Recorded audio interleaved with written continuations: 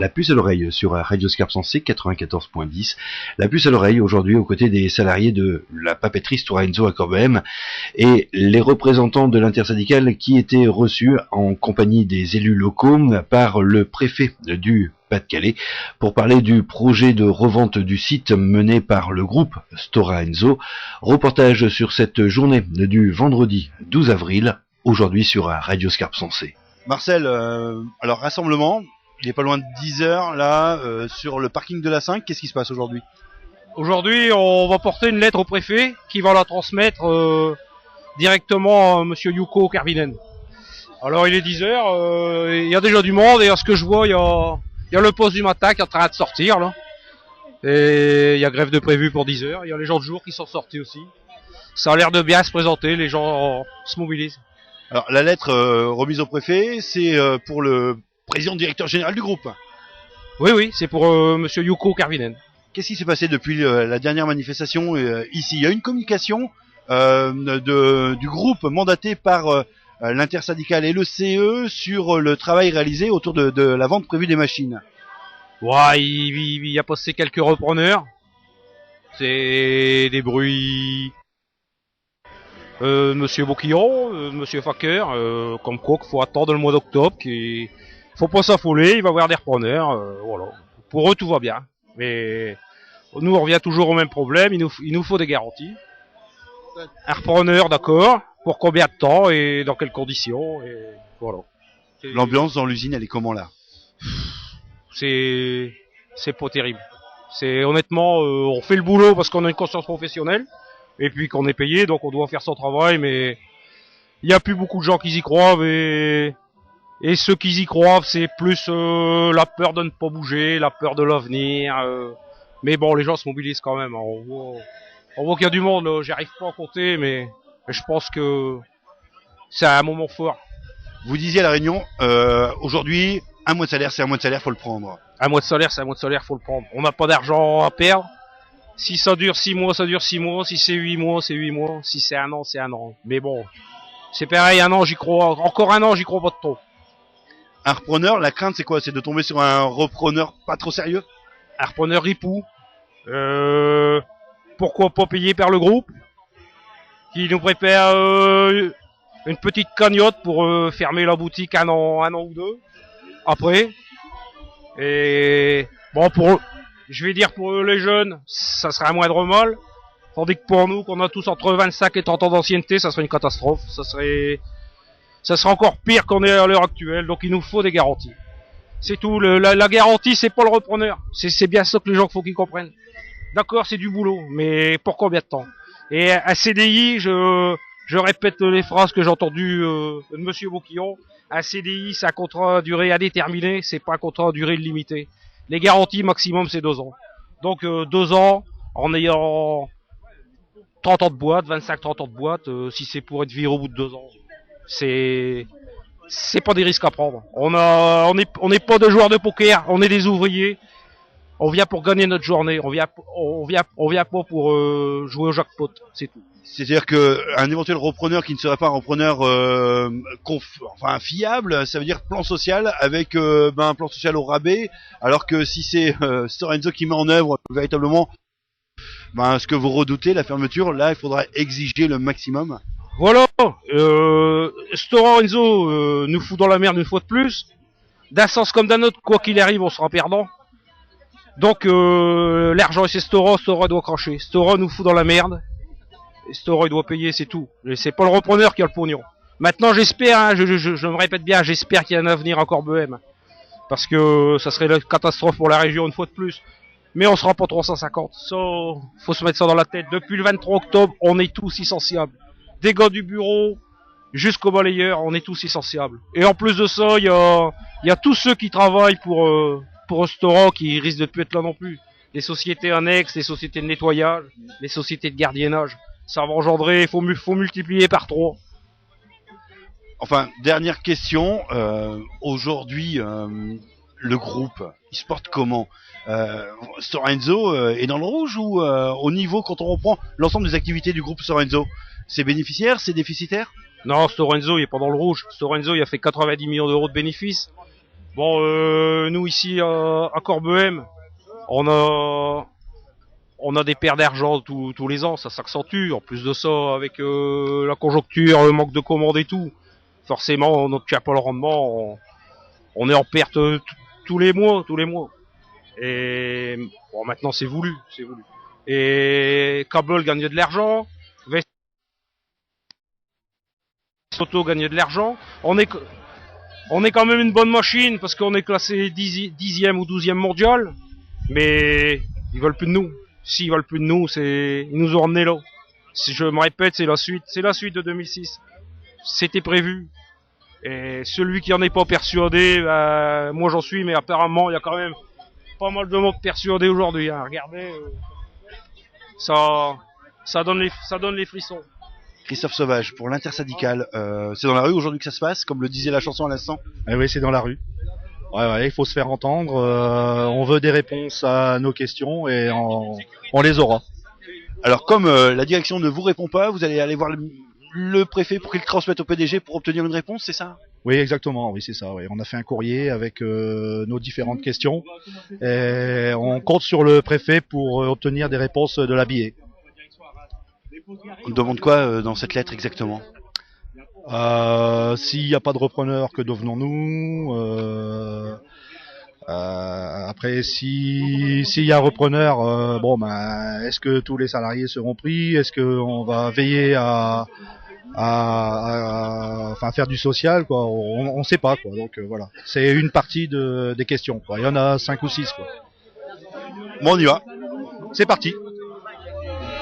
Et c'est donc un train de sénateurs, voire d'escargots, que les employés de Storenzo se sont dirigés vers la préfecture d'Arras, avec différentes haltes, notamment au rond-point à Brobière, et grosse halte au rond-point à Fresnes-les-Montauban, où là, les salariés ont blanchi, c'est-à-dire répandu le papier sur le rond-point, provoquant une grosse pagaille autour d'eux, du côté des autres automobilistes.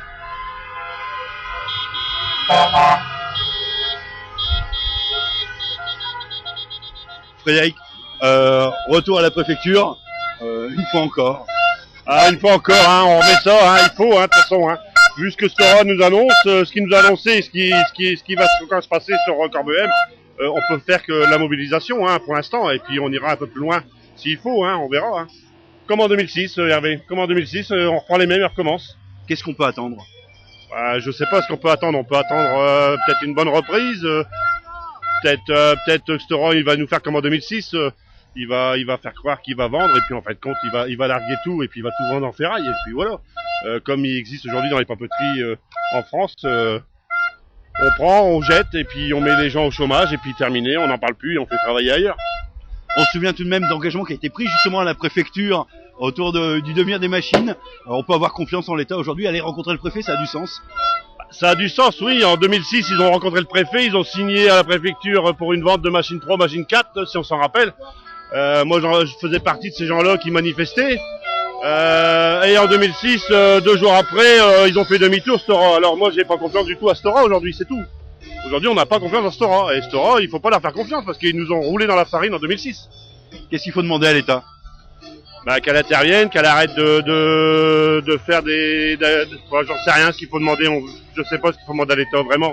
Mais l'État, quand tu vois aujourd'hui en France toutes les usines qui ferment, est-ce que l'État a les pouvoirs aujourd'hui de sanctionner des groupes multinationaux comme Stora ou comme d'autres?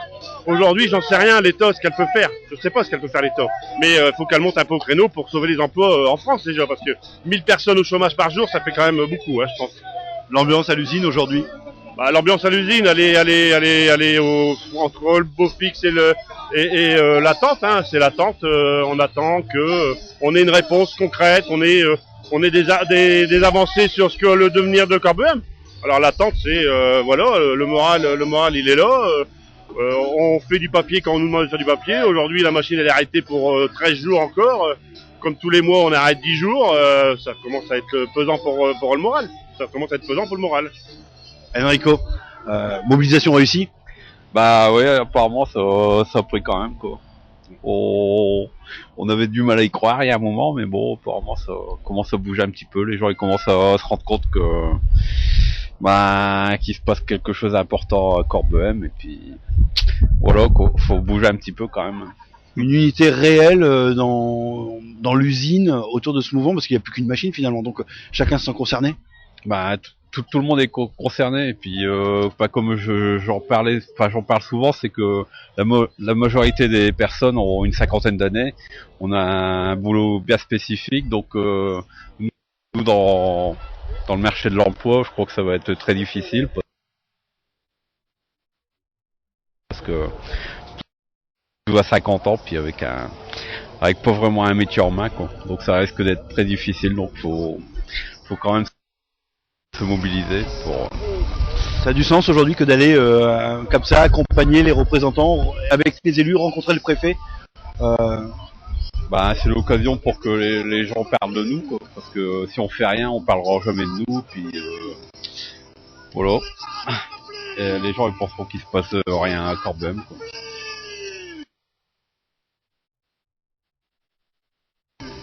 Et alors que les salariés reprenaient le chemin direction Arras et la préfecture sur un train d'escargot, les représentants de l'intersyndicale partaient eux en avance rencontrer le préfet du Pas-de-Calais en présence des élus locaux. Et c'est avant leur arrivée à Arras qu'ils sont sortis de cette réunion. Première réaction recueillie à la sortie de la réunion, Charles Beauchamp, conseiller général du canton de Douai. J'ai rappelé à monsieur le préfet que ce qui s'était passé en 2006 était le prélude à ce qui se passe aujourd'hui, et que nous avions des craintes à cette époque de voir une nouvelle, dans quelques années après, le site menacé. Effectivement, c'est ce qui se produit, mais on n'était pas là pour faire l'historique d'un conflit social. Et comme avec mon camarade Martial Estienne et notre député Marc Dolé, député du Douaisis, nous avions sollicité auprès de Monsieur Montebourg une table ronde avec l'ensemble des acteurs. Eh bien, ça a été l'un des points abordés lors de cette réunion, et les syndicalistes ont expliqué leur situation, une situation dramatique au regard de ce qui pourrait se passer en termes d'emploi et de vie des familles. Il a été convenu une nouvelle réunion d'ici un mois. Une nouvelle réunion auquel serait invité le commissaire régional au redressement productif, donc un représentant de monsieur Montebourg, et puis de voir un peu l'état de la situation, puisque aujourd'hui, d'après les organisations syndicales et d'après les services de monsieur le préfet, il y aurait peut-être 3 repreneurs potentiels, peut-être, je n'en sais pas plus. C'est-à-dire que la préfecture et les services de l'État seraient en contact avec la direction du site Stora Enso ou avec le groupe directement ? Je ne pense pas que l'État soit en contact direct avec le groupe Stora Enso, mais je pense qu'il y a eu des échanges entre peut-être la direction locale, je ne sais pas exactement à quel niveau, entre les bureaux entre les cabinets d'études qui sont déjà sur le coup, quoi. Charles Beauchamp, conseiller général du canton de Douai, autre conseiller général présent à cette réunion, et à notre micro, Martial Stienne, conseiller général du Pas-de-Calais. Aujourd'hui, on est venu avec l'intersyndicale et puis les élus essayer d'avoir des informations plus précises que ce qui Stora veut bien donner, puisque apparemment, pour l'instant, c'est rien, quoi. Aucune information au niveau des organisations syndicales. Et l'objectif de la réunion, c'était de percuter au niveau du préfet pour que lui, il essaye, soit au niveau de l'État, Montebourg, soit avec la direction Stora, d'avoir les informations nécessaires, parce qu'aujourd'hui, on sait rien. Ils ont dit 6 mois, ils avaient donné un délai de 6 mois au mois d'octobre, en disant, voilà, on se donne 6 mois pour vendre l'usine, puis après on verra si on vend pas. Donc aujourd'hui, les 6 mois, ils sont passés. Et puis, on est toujours au même point, quoi. Donc, ce qui est inquiétant, c'est que les organisations syndicales, elles n'ont aucune information. C'est pas le signe que peut-être Stora se donne le maximum de chances pour retrouver un repreneur viable ? Ah, mais ça, peut-être. Il paraît-il qu'il y a des visites. Donc, il y aurait déjà eu 2 visites de repreneurs. Il y en aurait une 3e qui serait là dans les jours qui viennent. Donc maintenant, oui, mais ce serait quand même intéressant d'avoir des informations. Parce qu'il faut se mettre à la place des 300 gars qui sont dans l'usine et qui ne savent pas à quelle sauce ils vont être mangés. Et donc c'est important ça. Dans Il y a leur des familles à nourrir. Dans l'heure, une papeterie a été sauvée grâce à l'intervention du conseil général, qui avait d'abord racheté l'usine pour la revendre ensuite. C'est des solutions qu'on peut imaginer, ça. Bah, imaginez, c'est difficilement imaginable, hein, parce que un conseil général, moi, je vois bien que le conseil général du Pas-de-Calais, je vois pas dans quel état il serait en mesure de pouvoir racheter une usine comme ça. Seul, c'est pas possible. Seul, c'est pas possible. Et puis, il faudrait peut-être penser qu'il y a autre chose que les pouvoirs publics pour acheter des usines. C'est pas, ou alors, faut nationaliser. On nationalise l'industrie papetière, et c'est ce qu'on avait déjà dit, Charles Beauchamp et moi, en 2006, hein, quand ils ont arrêté la 3 et la 4. Hein. Donc, pourquoi pas? Pourquoi pas nationaliser? Et voilà. Martial Sienne, conseiller général du canton de Vitry en Artois. Présent également à cette rencontre avec le préfet et les représentants de l'intersyndicale Stora Enso, le député de la circonscription Jean-Jacques Cotel. Est-ce que cette réunion a été une opportunité pour essayer de mettre fin à la loi du silence de la direction de Stora Enso? La loi, la direction, on ne peut pas l'empêcher de penser de faire ce qu'elle veut. Donc la loi du silence, ça fait quand même plusieurs mois maintenant que nous sommes en contact avec les salariés, les élus du territoire et les parlementaires. Donc moi en l'occurrence, donc ça nous n'avons pas perdu ce fil conducteur. Maintenant la direction, on ne peut pas forcément avoir d'influence sur la direction, mais on peut quand même essayer d'envisager différentes pistes, et c'est ce qui a été évoqué aujourd'hui. Vous allez vous faire le porte-parole de cette inquiétude auprès du ministre, des ministres, Arnaud Montebourg entre autres. Ça c'est déjà fait, puisque j'ai rencontré le ministre il y a déjà de cela plusieurs semaines, et que je suis en contact régulièrement avec lui, avec son directeur de cabinet, avec le commissaire au redressement productif, et puis avec la préfecture, bien entendu, monsieur le préfet, monsieur Joseph, et donc on essaie de voir les différentes pistes, surtout pour sauvegarder l'emploi. C'est soit la continuation du site, soit la vente du site avec un repreneur potentiel intéressé. Et je pense qu'il doit y avoir des pistes qui peuvent être positives. D'autant que l'on m'a dit, j'ai rencontré moi-même un repreneur potentiel qui m'a vanté beaucoup à la fois le site, c'est quelqu'un que j'ai vu à Paris, et aussi le personnel, en me disant qu'on était quand même dans un secteur propice au maintien d'une telle entreprise, avec un personnel très professionnel et compétent et courageux, qui a toutes les qualités pour faire fonctionner ce site. Mais il y a quand même le risque que le groupe refuse justement la reprise par un repreneur sérieux et peut-être favoriser une reprise un peu plus douteuse pour faire quelques économies. Ça, je suis incapable de dire comment ça va se passer. Non, j'ose espérer. Est-ce que la loi peut empêcher un tel phénomène? La loi, c'est une entreprise donc multinationale. À mon avis, les personnes qui pourraient venir sur le site sont des entreprises aussi, à mon avis, d'obédience internationale aussi, ou tout au moins des grands groupes, je crois. Donc l'État a quand même un rôle à jouer dans la mesure où il favorise quand même les mises en relation, et c'est ce qu'il a commencé à faire. Donc avec le préfet, avec le ministre. Le ministre peut recevoir éventuellement les personnes qui seraient intéressés, et en tout cas favoriser les mises en relation entre notamment le personnel aussi, l'intersyndicale, pourquoi pas, qui pourrait être par la suite associé à donc un projet de reprise. Il serait d'ailleurs important de connaître ce potentiel du personnel, mais je pense que les entreprises, dans la mesure où elles donc se réfèrent à un audit qui a été commandé par la direction, savent très bien qu'on a ce potentiel.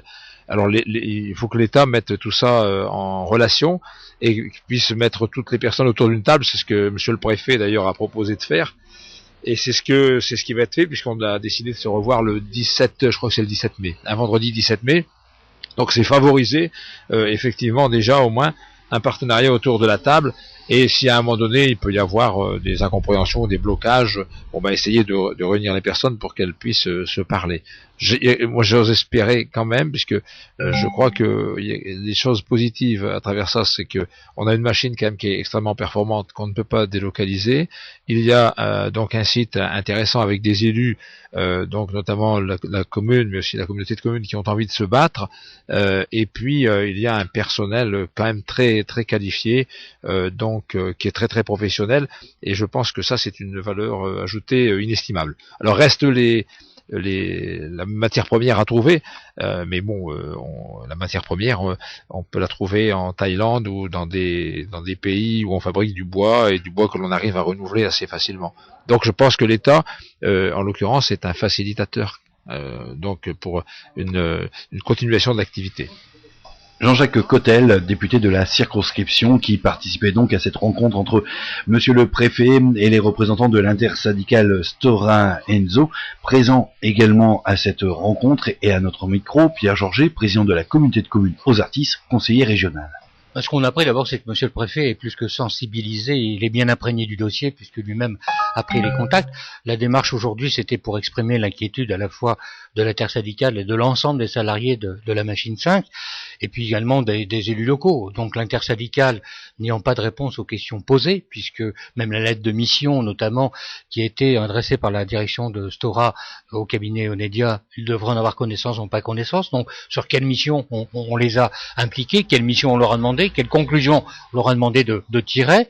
Et d'un autre côté, nous, les élus locaux, bon, bien sûr, en dehors de l'inquiétude que l'on a à la fois pour les salariés, leurs familles et les conséquences financières, pour nous, on trouve qu'on est hors du jeu de manière un peu désinvolte, parce que la compétence obligatoire, compétence développement économique est une compétence obligatoire. Comment on peut ignorer une collectivité qui a une compétence économique, notamment de ne pas discuter avec l'éventuel repreneur, d'ailleurs, pour lui dire où est l'environnement économique, comment nous, collectivités territoriales, on peut s'impliquer à vos côtés.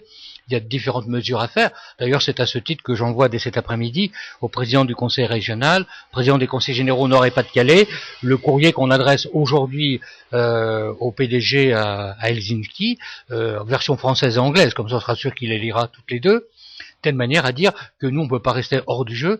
2006, il y a eu des conséquences sur le site, de friches industrielles, des coûts onéreux, et aujourd'hui, on ne veut pas recommencer, donc on veut être absolument associé à cette démarche, ce que a bien compris monsieur le préfet, et qui s'engage bien sûr à relayer notre inquiétude. Inquiétude que, d'ailleurs, on relaiera dès cet après-midi à monsieur Arnaud Montebourg, avec le courrier également de l'intersyndicale. L'intersyndicale a demandé également à monsieur le préfet de relayer également des questions précises pour lesquelles tout le monde s'interroge.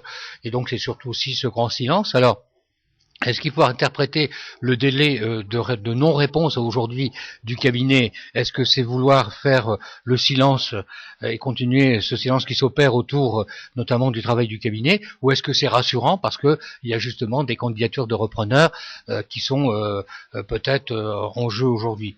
Mais il faudrait surtout pas que la direction s'amuse à penser que nos démarches aujourd'hui peuvent gêner un repreneur.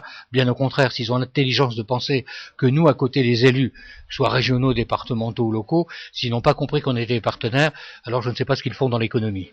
On se souvient quand même de la défiance du groupe Stora Enso en 2006, ici même en préfecture à Reims, avec une signature, et puis un dédit du groupe. Aujourd'hui, est-ce que les relations entre pouvoir public, État et entreprises privées, les rapports de force sont changés, ou alors finalement Stora restera le maître du jeu?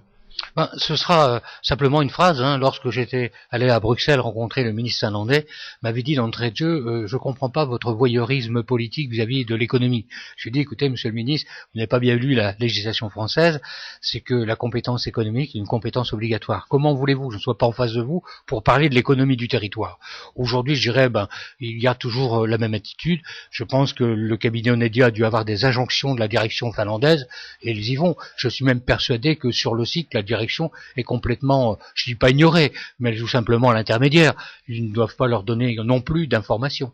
Il serait bien plus simple pour soulager l'inquiétude des salariés, de l'ensemble des salariés. Il n'y a peut-être pas d'aller dans le détail, mais dire bah vous voyez, on a eu 3 repreneurs, il y en a un il est bien positionné, il y en a un on est inquiet parce que bon, il s'inquiète par exemple sur l'apport des matières premières. Stora peut faire un blocage sur les matières premières, hein, puisqu'il a le monopole sur pas mal de matières premières, donc il serait rassuré. Nous par exemple sur les stations d'épuration, sachant que Stora a une station d'épuration pour la valeur de 500 000 habitants. Est-ce que nous collectivités, nous avons des conventions de 50 ans, je crois Corbehem avec Stora, est-ce que nous on peut pas raccrocher d'autres communes pour justement diminuer des frais fixes? C'est là où est notre intérêt, et d'être reconnus comme des partenaires à part entière. La prochaine réunion est prévue au 17 mai. Le vendredi 17 mai ici, oui. Est-ce que d'ici là, on aura des annonces, des révélations? Il y a justement la veille un CE extraordinaire, donc on aura les derniers éléments, et puis nous, entre-temps, on espère avoir des réponses à nos demandes et le relais qu'on a demandé. On maintient toujours une demande de rendez-vous, bien entendu, avec le ministre Arnaud Montebourg, ça ne tient pas, et puis donc Monsieur le Préfet nous a assuré de son soutien et de la présence du responsable régional au redressement productif pour pouvoir voir l'évolution. Il nous a assuré également qu'il y avait des liaisons qui étaient entre l'État, bien sûr, le ministre, le préfet, mais également la direction. Mais la direction, je dirais, de Stora à Corbehem. Bon, ceci étant, je sais qu'il va essayer de prendre attache avec le cabinet Onedia, ou éventuellement faire comprendre qu'il y a potentiellement sur le territoire des gens qui savent parler d'économie et qui ont démontré leur capacité de faire. Votre sentiment sur l'attitude, le comportement et ce que ressentent aujourd'hui les représentants de l'intersyndicale qui ont été reçus? Bien, je dis pas qu'ils ont été rassurés, mais ils ont vu qu'il y avait une écoute, hein, et que ce n'était pas simplement de la pédagogie, mais de l'engagement de la part du préfet. Je crois qu'il y a un signe fort de la part de Monsieur le Préfet, c'est déjà de prendre date pour le 17 mai. C'est la première fois que quelqu'un dit attendez, on va tout de suite prendre date, comme ça on va se tenir informé régulièrement. Il serait bien qu'on se voit tous les mois pour voir comment on évolue dans ce dossier. Donc il y a une volonté de l'État et de Monsieur le Préfet justement d'accompagner l'inquiétude, et il a bien compris la solidarité qu'il y avait dans l'unité syndicale de l'intersyndicale. Il a bien compris aussi le soutien et la solidarité et la confiance qu'il y avait avec les élus locaux. Je crois que c'est important. Pierre Georget, président de la communauté de communes aux Artistes, conseiller régional, et enfin sont sortis de cette réunion les représentants de l'intersyndicale Stora Enso. Laurent de l'intersyndicale, d'abord, premier sentiment pour sortir de cette rencontre?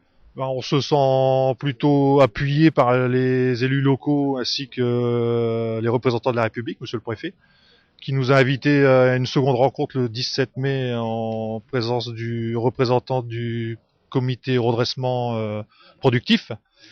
Donc il y aura un certain nombre d'échanges qui seront faits ce jour-là. À l'heure qu'il est, nous avons communiqué une lettre avec les questions importantes que les salariés, des réponses aux questions auxquelles on attend, que les salariés attendent, et également les élus locaux qui ont également mis un courrier direction la Finlande pour obtenir des réponses. Donc aujourd'hui on est dans l'attente, on attend le retour du courrier. Monsieur le Préfet assure le suivi du courrier. On attend donc de ces nouvelles pour les réponses. Monsieur Facker, sur le site, était présenté comme le facteur entre finalement Corbehem et le groupe. Ça fonctionne pas, il faut d'autres facteurs aujourd'hui, et les facteurs, ça devient finalement Monsieur le Préfet. Oui, tout à fait. On peut dire que notre comité local de direction n'est pas dans le processus, donc n'est pas au courant de grand-chose, donc on est obligé de passer à une étape supérieure pour obtenir des réponses. Ça vous paraît logique que ce soit Non, pas du tout logique, mais quand on est dans des multinationales comme le groupe Stora Enso, ils essayent d'effacer certaines réponses pour essayer de gagner du temps. L'appel à la mobilisation, vous allez continuer à le lancer. Qu'est-ce qui va se passer là dans les jours prochains à l'usine? Là, pour l'instant, la machine est arrêtée pour manque de commandes. C'est le groupe Stora qui décide des commandes et qui nous les donne pas pour l'instant. Donc les salariés, forcément, ils ont tout le temps de discuter de leur devenir. On est là pour les soutenir, les écouter, et puis si à leur demande, s'il faut se remobiliser et pour obtenir les réponses, on n'hésitera pas à le faire. L'intersyndicale a des idées, les élus locaux, régionaux ont des idées également. On en a peut-être certainement plus que le groupe Stora Enso peut en mettre en place. Donc pour l'instant, on attend leur position afin de pouvoir se réunir et autour d'une table ronde avec les gens qui sont vraiment mandatés pour un repreneur afin de discuter sur notre devenir. De pouvoir également rencontrer ces éventuels repreneurs et échanger avec eux. Oui, pourquoi pas connaître leur cahier des charges et savoir ce qu'ils veulent faire du site et ce qu'on va fabriquer. Et surtout savoir combien d'emplois vont y être maintenus. Il y a de réelles inquiétudes là-dessus.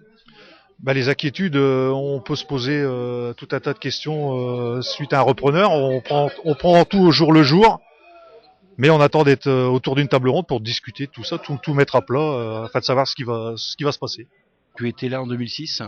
En 2006, j'étais déjà de la partie, comme on dit, mais j'étais pas au sein du syndicat et on est pratiquement partis dans le même cas de figure, mais on voit les choses différemment et on essaie de mettre on a un certain nombre de chevaux pour faire avancer la charrue plus vite que le groupe Stora Enso.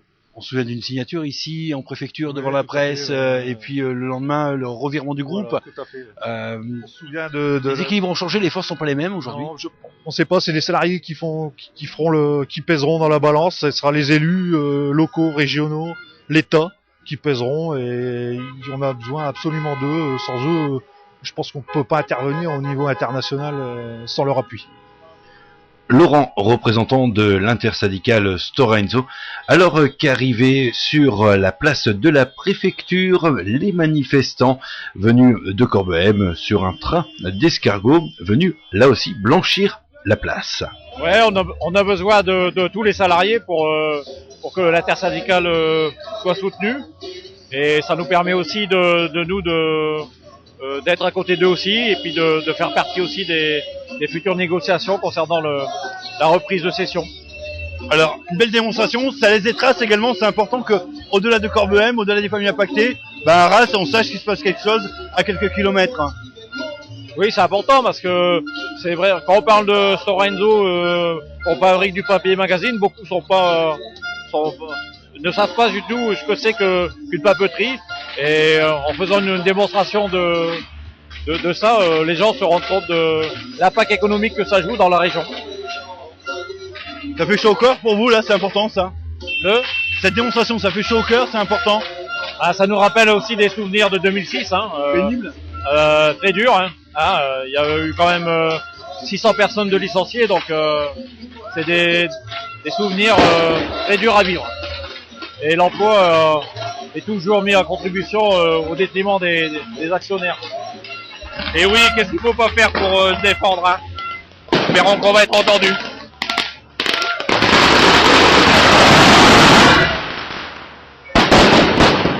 Ça y est, comme en 2006, on y est. Maintenant on va attendre ce qu'ils vont décider, ce qu'ils vont faire. On va avoir comme écho. Voilà. La mobilisation aujourd'hui suffisante. Suffisante, on ne sait pas si c'est suffisant, mais bon, c'est déjà une bonne mobilisation par rapport à ce qui a pu commencer à être fait sur Corbehem. Aujourd'hui, oui, ça commence à monter d'un créneau et ça montera encore de plus en plus. Moi, je pense. Important à un moment que la population de Vitry ou de Corbehem, de Brebière, de Courcelette, du Douaisis se joignent aux salariés, même s'ils ne sont pas directement concernés par ce problème. Bah ouais, je pense aussi que tout le monde devrait être concerné. Aujourd'hui, dans notre bassin, il y a eu pas mal d'entreprises qui ont fermé. Moi, je pense que tout le monde a quelqu'un qui travaille en général sur Corbehem, chez Stora, ou quelqu'un de la famille, ou un cousin, un fils, ou un père qui travaille là-bas. Voilà, maintenant la mobilisation des gens, on verra s'ils vont se mobiliser pour être à nos côtés. On verra par la suite, Hervé. On verra par la suite. Moi, je pense que oui, je pense qu'il devrait commencer aussi à se poser des questions, puis à bouger aussi un peu, nous donner un coup de main, pour faire voir que dans le Nord-Pas-de-Calais, tout n'est pas mort, et puis qu'il faut garder nos entreprises. Puis il y a quand même des gens courageux dans le Nord-Pas-de-Calais, il faut l'oublier. C'est une super journée. On s'attendait pas à voir autant de monde, bon, mais ça marche, c'est la preuve que ça commence à marquer un peu les esprits, quoi. C'est aussi important aujourd'hui, cette manifestation, ce blanchiment avec du papier partout à terre, partout dans les arbres, que la rencontre qui a lieu il y a 1 heure avec le préfet. C'est ça son importance également. C'est peut-être pas aussi important, mais ça son importance, ça va marquer un peu les esprits de tout le monde. Parce que il faut qu'on sache en fait. Comme on est au courant de rien, on sait pas, y a personne qui veut nous parler. Notre direction locale nous dit qu'elle ne sait pas. Là-bas en haut, on nous dit qu'on sait rien. On veut pas nous parler, donc nous, faut bien qu'on exprime un petit peu notre mécontentement. C'est tout. Y a rien d'autre. C'est pas du plaisir qu'on se fait. Faut pas croire ça. C'est il y a un peu de la haine envers Stora Enso, tout simplement. Si vous aviez pu vous rencontrer le préfet, qu'est-ce que vous lui auriez dit? Bah, savoir s'il peut nous faire quelque chose, s'il peut nous aider, tout simplement. Maintenant, lui de son côté, on a mal à croire, parce que ça reste des politiques, et puis bon, on sait pas, on verra bien, mais on espère que ça va faire avancer les choses. Maintenant, faudrait essayer de voir Montebourg maintenant, mais bon. Important également que la population du secteur se sente concernée par ce qui arrive à Corbehem. Moi, je pense que oui, dans l'ensemble, il y a beaucoup de retraités, il y a beaucoup de personnes des familles où les enfants travaillent, les parents, tout le monde. Bon, je pense que tout le monde est concerné. Ouais. Il n'y a pas de ça là-dessus. Bon, il y aura toujours des personnes qui diront, bah oui, c'est la fatalité, c'est comme ça. On ferme, il n'y a pas qu'à Corbehem. Mais bon, faut pas que ça reste une fatalité, quoi. Faut que tout le monde défende son beefsteak, même la population.